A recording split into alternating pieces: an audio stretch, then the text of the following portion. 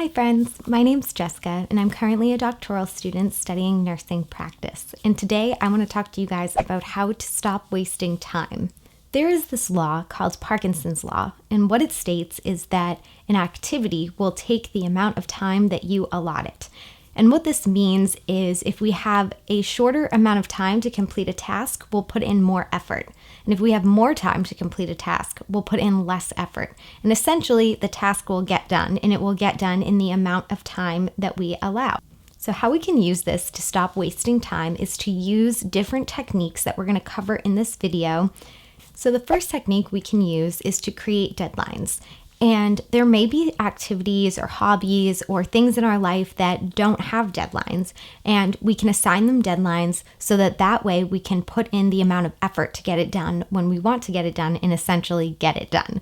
So there may be something like a YouTube channel, an online blog, a painting, maybe you're writing a book, whatever it is. By giving yourself a deadline, it will allow you to put in more effort to finish that activity or that project or whatever it is that you have going on. The other side of deadlines is things like academics, where you actually do have a deadline, right? Homework assignments, papers, exams may all be due by a certain time, or work where you may have a project, assignment, or task that does have a deadline. Maybe it's due Sunday at midnight or something like that. What you can do is actually create a deadline before the actual deadline because, again, Parkinson's law, you're going to put in the amount of effort to complete the task before your deadline. So if you have a paper due Sunday at midnight, you can say, okay, my deadline in my planner on my calendar is Wednesday at noon. And that way you'll put in more effort during that short amount of time to get the task done. This will also help relieve some anxiety and things that you may have with assignments. A lot of issues students have sometimes is that life happens and unexpected things happen. And if you're waiting till the last minute to complete an assignment, God forbid something happens, like your car breaks down or a family member needs you or something like that, you may not be able to complete that assignment, which then will create high anxiety and create a decrease in your grades. So actually, by using Parkinson's law and getting things done early will also help to offset that anxiety that you may feel when things go wrong. The second technique we can use is something called time blocking. And if you guys don't know what time blocking is, I have another video about time blocking and I will link it up above where we walk through how to time block a typical day. But essentially what time blocking is taking a block of time and assigning a task. Again, back to Parkinson's law, the amount of effort we put in will be much more if we have a blocked amount of time to complete a task versus all day. So time blocking is a great technique you guys can use to help you in life. You'll time block out your day so that your tasks fit into the amount of time that you've allotted them. And that's a great technique to get a lot of things done during the day. Because if you don't time block, then it's kind of just a laissez-faire attitude. You do know that you have to be from lecture from 9 to 12, but are you going to work out? Are you going to have time to paint? Are you going to have time to watch a movie with your significant other? You may not, because you're kind of putting in less effort for a longer amount of time. So the third technique is something called the Pomodoro technique. And what this is you're giving 100% full focus for a certain amount of time. And then you take a break and you repeat this as many times as you want. So typically what people will do is they'll do a 25-minute study block, 15-minute break, 25-minute study block, 15-minute break, repeat this 4 times. What this does is during that 25-minute block, you are not on your phone, you are not watching a movie, you are not double tasking, you're not eating a salad while you read the book. You are fully focused 100% into whatever homework you have to get done or whatever you're studying.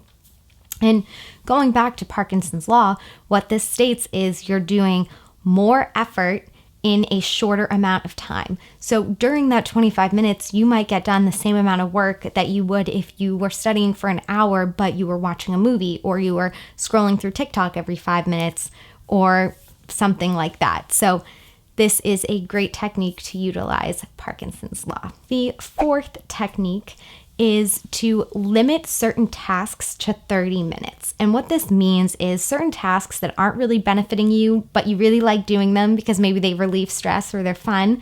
For example, social media, you can limit this task to 30 minutes. So maybe you really like to scroll through social media first thing in the morning when you're having breakfast. You can do that and just limit it to 30 minutes, or maybe before bed. A lot of people like to scroll through social media before bed, but you could find yourself actually sitting there on social media for 2 hours, 3 hours.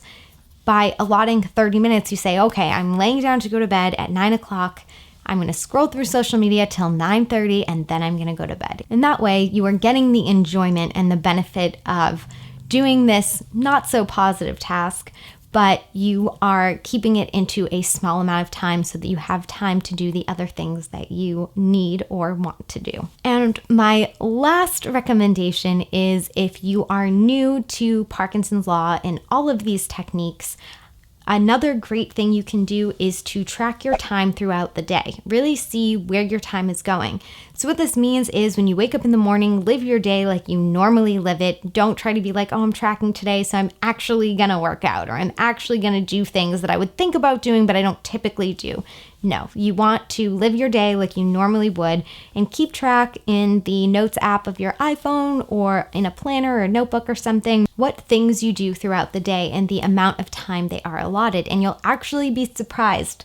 Like, you think you're not on social media that often, but really you're spending 2 hours before bed on social media. Or maybe you realize, wow, I take an hour and a half in the morning to have breakfast, and it shouldn't take me that long. I should be able to grab my cereal and be out the door in 20 minutes. And you can really identify what things are taking a lot of time that don't need to. Some people may be surprised, wow, I didn't realize I sit down and watch 2 hours of television or 3 hours of television when I could be using that time to maybe do a hobby that I really want to do, or to work out, or to do something that will be more positive. Another great thing when you're using Parkinson's law in your time blocking and you're really mapping out where your time is going, you might find that you actually have some extra time blocks that you could fit things in that you really want to do. And that's great because you can start gaining more hobbies, you can start learning new things, or you can take time and read a book, and you can really just do things that are going to benefit you as a person and create you into that person that you want to be. And I think that that is the biggest benefit